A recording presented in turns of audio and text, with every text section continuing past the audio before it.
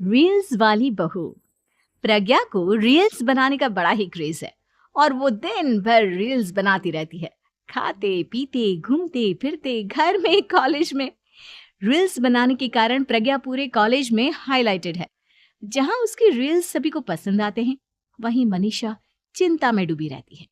एक रोज जब खाते हुए प्रज्ञा रील्स बना रही होती है, तब मनीषा कहती है, 1 मिनट भी चैन नहीं है इस लड़की को। ये नहीं कि खाना तो आराम से खा ले, लेकिन नहीं, अरे थोड़ी देर रील्स नहीं बनाओगी तो आसमान नहीं टूट पड़ेगा। अरे मम्मी, इसी को तो कहते हैं डिटर्मिनेशन। तुम नहीं समझोगी ये सब।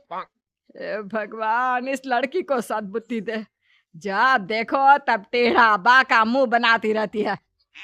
मनीषा की बात का प्रज्ञा पर जरा भी असर नहीं होता और वो खाते खाते रील्स बनाती रहती है।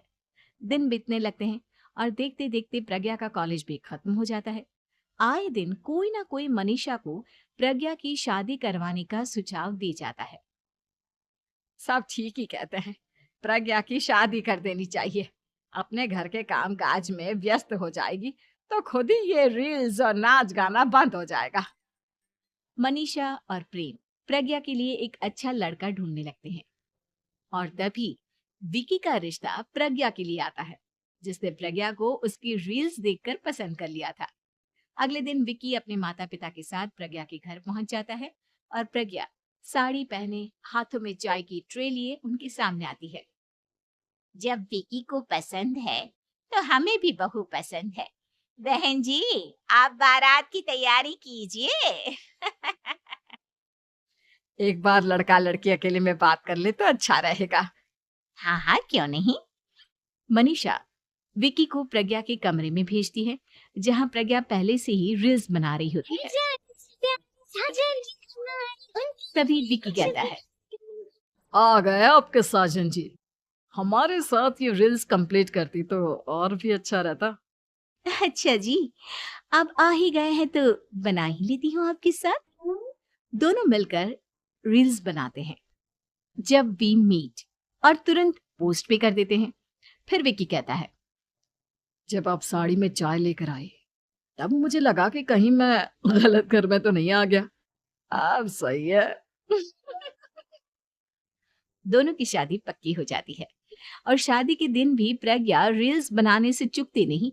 यहाँ तक कि बारात के समय भी नाचते हुए रील्स बनाती है। सभी लोग प्रज्ञा की तारीफ के पुल बांध देते हैं और प्रज्ञा नाचती गाती अपने ससुराल चली जाती है। सब कुछ अच्छा चल रहा होता है। प्रज्ञा यहाँ भी दिन भर हर चीज की रील्स बनाती रहती है। लेकिन कुछ दिनों के बाद जब सुनीता कहती है, बहू, ये रील्स के साथ साथ कुछ काम भी कर लिया करो। वैसे तुझे और क्या क्या बनाना आता है? मम्मी जी, वैसे तो सब कहते हैं कि मैं सब कुछ अच्छा बनाती हूँ, लेकिन मुझे लगता है कि मैं मैगी अच्छा बना लेती हूँ। हाँ, कॉफी भी अच्छा बना लेती हूँ और मुंह तो सबसे अच्छा बना लेती हूँ। हैं? अच्छा अच्छा। सुनीता अपना माथा पकड़ लेती है और कहती है, बहू, कुछ खाना बनाना भी सीख लेती। मम्मी जी, मैं लंबी प्लानिंग कर रही हूँ। जल्दी ही मैं इतनी फेमस हो जाऊंगी कि मुझे पैसे मिलने लगेंगे। हम दोनों सास बहू राज करेंगे, राज। नौकर काम करेंगी और लोगों की तो लाइन लगेगी हमसे मिलने के लिए। तेरा दिमाग खराब हो गया है क्या बहू? हंसी मजाक तक ठीक है, लेकिन इस तरह घर नहीं चलते। जितना जल्दी हो इस घर के तौर तरीकों को सीख लो।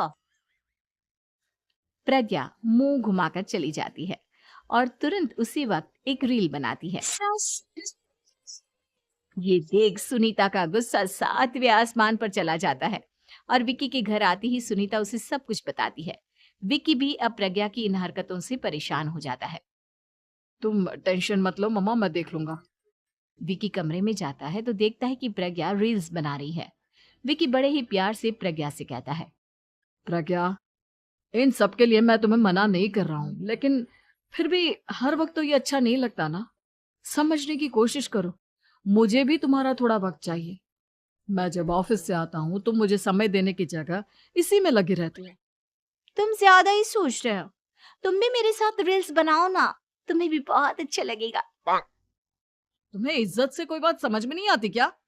दिमाग खराब हो गया है तुम्हारा इस चकाचौंध से। अगर तुमने अपना रवैया नहीं बदला तो मैं तुमसे दूर चला जाऊंगा। तुम ही रिश्ता लेकर आए थे, मुझे लड़कों की कमी नहीं थी और ना आज है। विकी दरवाजा पटक कर चला जाता है। धीरे धीरे विकी प्रज्ञा से दूर होता जाता है। एक रोज मनीषा प्रज्ञा के ससुराल उससे मिलने जाती है। तब सुनीता उससे कहती है, बहन जी, अब आई हैं तो कुछ दिन यहाँ रहकर जाइएगा, आप ही का घर है।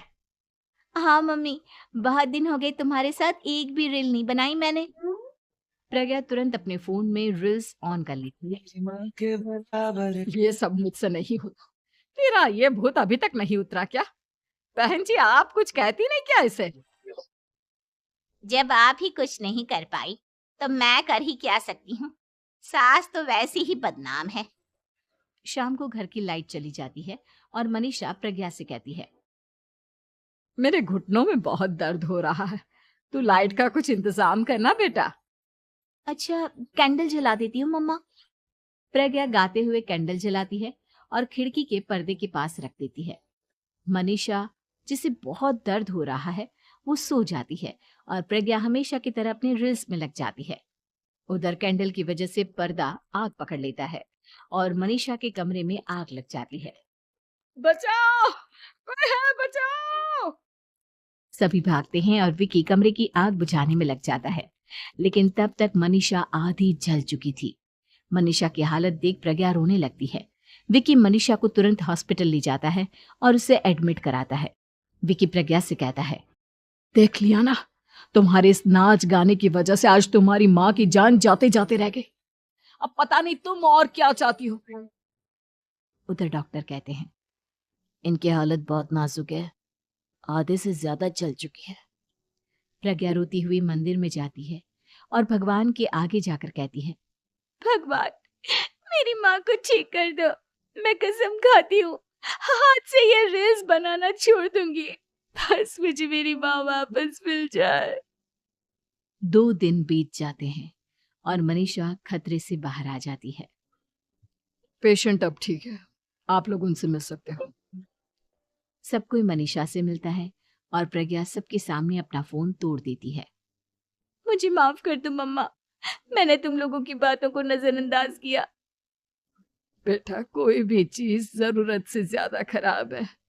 मैंने तुम्हें रील्स बनाने से कभी मना नहीं किया, लेकिन हर वक्त एक ही चीज तो सही नहीं है। मैं समझ गई हूँ मम्मा, आई एम सॉरी। प्रज्ञा उस दिन से रील्स बनाना छोड़ देती है और पूरी तरह से अपने घर में लग जाती है।